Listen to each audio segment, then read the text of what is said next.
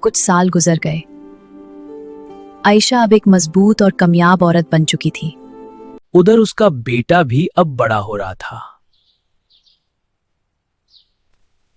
लेकिन मायरा उस बच्चे से कभी सच्ची मोहब्बत नहीं कर सकी। बच्चा अक्सर अकेला और उदास रहता था।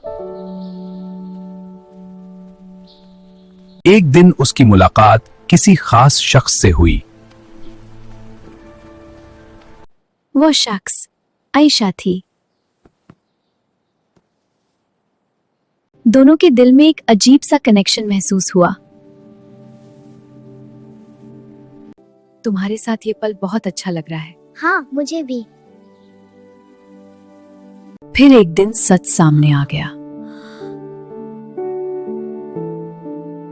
सबको पता चल गया कि आयशा ही उस बच्चे की असली मां है।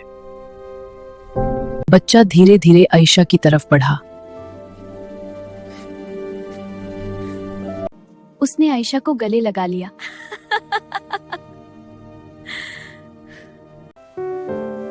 अम्मी, आखिरकार एक मां को उसका हक मिल ही गया।